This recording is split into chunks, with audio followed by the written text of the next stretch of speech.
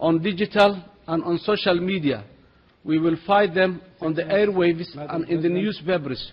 We challenge them in schools, colleges, universities, and we will overcome them. Ladies and gentlemen, we have defeated them. It's an honor for me to be here with you today. And we must now defeat their poisonous ideology with innovative strategies, cutting-edge technologies, comprehensive education, and vigorous communication.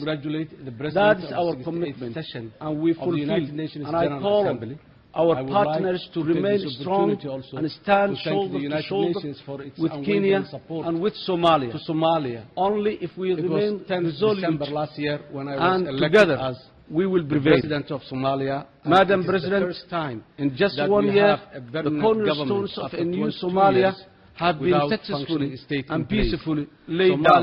We've made milestone achievements in security, public finance management, reconciliation, political outreach, and laying foundations of good governance with appropriate legislation in place.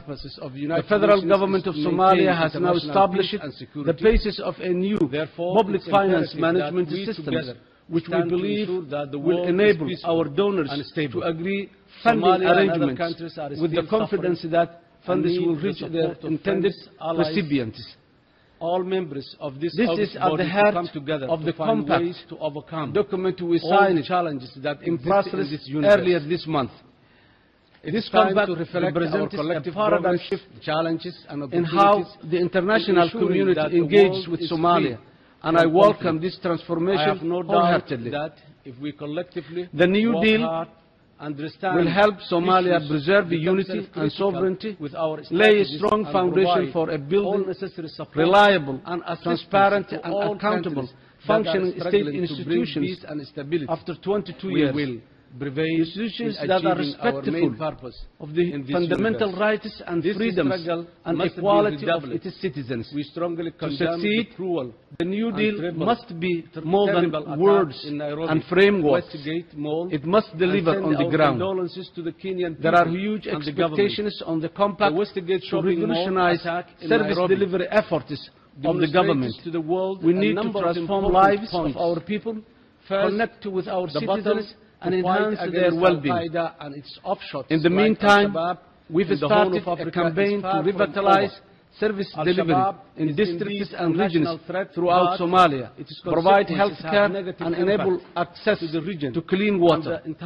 We have launched an initiative called Go to School for the first time. Under its auspices, we are planning to enroll 100,000 students to the schools in this academic year. And 1 million students will eventually be in the schools in the next 3 years. This is not without challenge, but we commit and prevail. On the other hand, I would like to present to you the political progress that we are making in Somalia. We believe political solution is the first step in building a stable governance framework in our country. We've begun to lay the foundations of this situation for the return of effective, stable and representative governance in Somalia, the cornerstones of a lasting peace. To this end, Somalia should possess a full-fledged constitution reflecting a broad national consensus on how we wish to govern ourselves. We must complete establishment of our federal system and advance the process of democratization through development of multi-party electoral system. In accordance, our parliament has already passed legislation establishing an independent constitutional review and implementation commission as required by the provisional constitution. We must move quickly. We must put in place other critical statutory reforms, including the Boundaries and Federation Commission and the National Independent Electoral Commission, whose tasks will be to guide our thinking and inform our actions and decisions in order to complete Somalia's journey to unity, stability and democracy. In March this year, my government signed an agreement with the authorities in Puntland, framing our shared commitment to implement a federal system of governance as agreed. On 27th August, we signed an accord that establishing an interim schools, college, Juba administrations, which also aspires to become a federal member state in accordance with the Constitution. Militarily.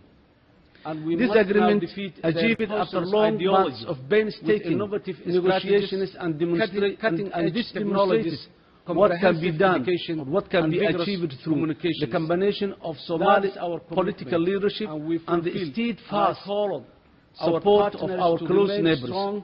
We've begun similar processes elsewhere in Somalia, establishing interim administrations in the remaining regions to pursue the twin goals of peace building and state building across many regions in Somalia. The cornerstones Members of Parliament have also been successfully and peacefully laid down. We've made milestone achievements in security, public finance management, reconciliation, political outreach, and laying foundations of good governance with appropriate legislation in place. The federal government of Somalia has now established the basis of a new public finance management systems, which we believe will enable our donors to agree funding arrangements with the confidence that funds will reach their intended recipients. This is at the heart of the compact document we signed in Brussels earlier this month. This compact represents a paradigm shift in how the international community engages with Somalia, and I welcome this transformation wholeheartedly. The New Deal will help Somalia preserve unity and sovereignty, lay a strong foundation for a building reliable, transparent, and accountable functioning state institutions after 22 years, institutions that are respectful of the fundamental rights and freedoms and equality of its citizens. To succeed, the New Deal must be more than words and frameworks. It must deliver on the ground. There are huge expectations on the compact to revolutionize service delivery efforts of the government. We need to transform lives of our people, connect with our citizens, and enhance their well-being. In the meantime, we've started a campaign to revitalize service delivery in districts and regions throughout Somalia, provide health care, and enable access to clean water. We have launched an initiative called Go to School for the first time. Under its auspices, we are planning to enroll 100,000 students to the schools in this academic year, and 1 million students will eventually be in the schools in the next 3 years. This is not without challenge, but we commit and prevail.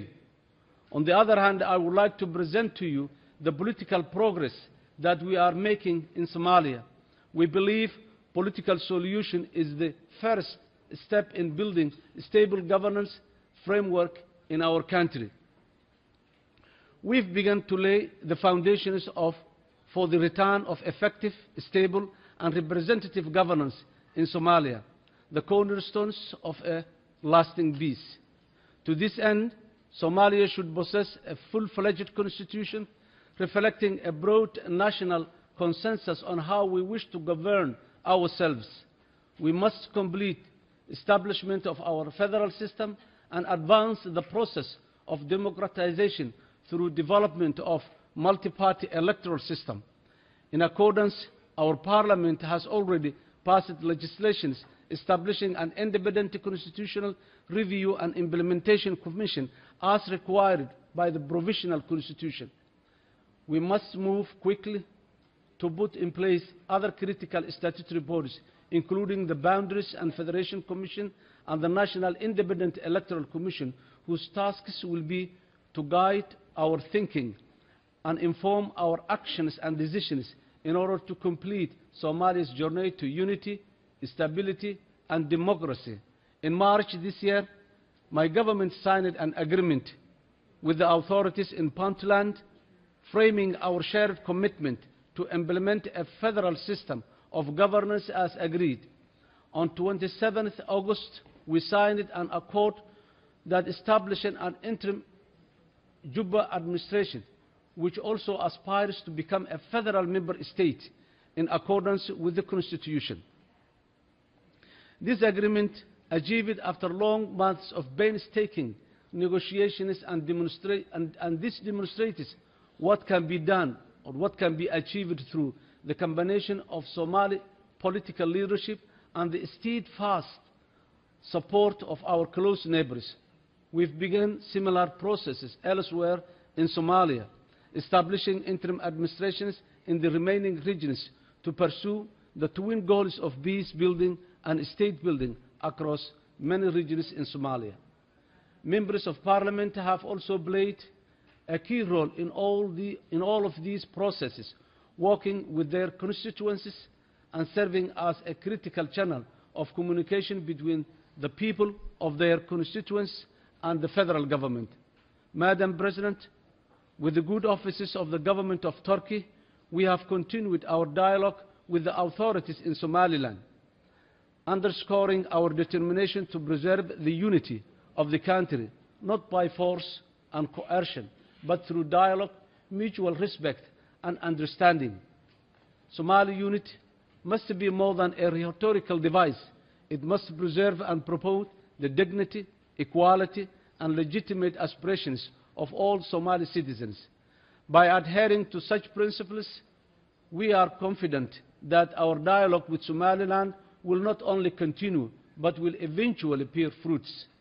These are major milestones, but enormous challenges still lie ahead, challenges that were clearly articulated by the participants at the Vision 2016 conference convened on 2nd September 2013 in Mogadishu, where some of the best minds in the country and from the Somali communities living abroad came together to offer their remarkable experience, insights, and expertise in charting the way forward for the future of Somalia. At another major gathering just last week in Mogadishu, respected Somali religious elders from across the country announced their determination to a future free from the intolerance and extremism that has taken root in recent years. We ensure that during the course of the daily struggle to rebuild our country, we do not lose sight of the longer-term challenges ahead. We are announcing the Vision 2016 initiative, a concerted effort under my leadership to complete the Constitution, establish the federal system, and prepare the ground for elections in 2016. We will need direction, determination, discipline, as well as the requisite human and financial resources if we are to succeed. And as we roll out the concrete objectives and benchmarks of this initiative, finally, people may ask why Somalia matters at this time. But there is a huge amount at stake right now: the future of our country, the security of the region, and the wider world, in particular the war against Al-Qaeda group in Somalia, and the removal of the piracy stranglehold on the Gulf of Aden and the Indian Ocean is indeed a common challenge to the world.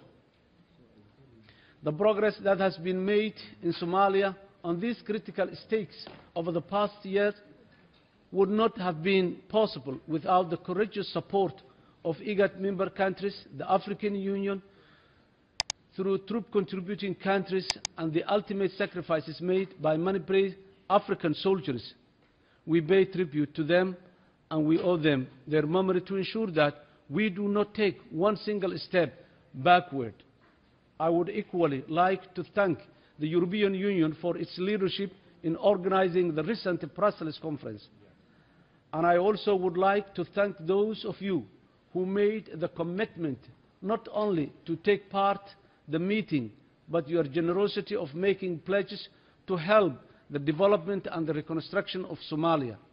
We hope that others will also follow them same. We welcome ANSAM, the United Nations Assistance Mission in Somalia, and we are now working together to bring peace and stability in Somalia. ANSAM is doing a great job, and we look forward to implement all the outstanding issues together. ANSAM has shown commitment to relocate their offices back to Somalia. Tragically, the extremists who are terrified of the progress in Somalia killed innocent people in an attack against the UN Common Compound in Mogadishu.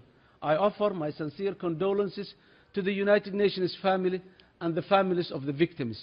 The UN has reacted mindfully and reiterated its support to Somalia. I thank you for that courage and commitment. Madam President, war is something we Somalis have experienced too much of it in recent years, and we feel sadness, particularly when we look at Syria and see our brothers embarking on a civil war that will only bring the ruin of the country. It's much easier to start a war than to end one. After 2 years, the conflict in Syria is already entrenched. Hatred has taken hold of the hearts of too many men and women, while a new generation of children has to endure a childhood full of suffering with no education. As a Somali who has lived through the world's longest, most devastating civil war, I can speak with bitter experience of the legacies of war. We must not allow use of chemical weapons against a human being in war or otherwise, let alone children, women, and vulnerable people. The international community must assume its responsibility and send powerful message to those who are responsible of the continued conflict in Syria. We must continue to encourage all sides in Syria and their international allies that the only way out of this tragedy is dialogue and negotiation. Madam President, before I conclude, let me reiterate that impunity has no place in this world, but selective justice and targeted trials are against the principles of promotion of peace, justice, and reconciliation. Regrettably, the ICC trials of the African leaders become politically motivated and not in line with the cordial objectives and principles. It also denies healing from wounds of the conflict and jeopardizes national unity and cohesion of many African countries. I would like to close by thanking you all and paying tribute to your dedicated support. Together, we can make Somalia strong again. We have planted the seeds of new Somalia. We wish to see it grow into a tree, standing tall in the African bush, with deep roots binding it securely to its region, and offering shade and protection to its people as they build their lives. I thank you very much. Au nom de l'Assemblée générale, je tiens à remercier le président de la République fédérale de Somalie de l'allocution qu'il vient de prononcer. Je demande aux représentants de bien vouloir rester assis pendant que nous prenons congé du président.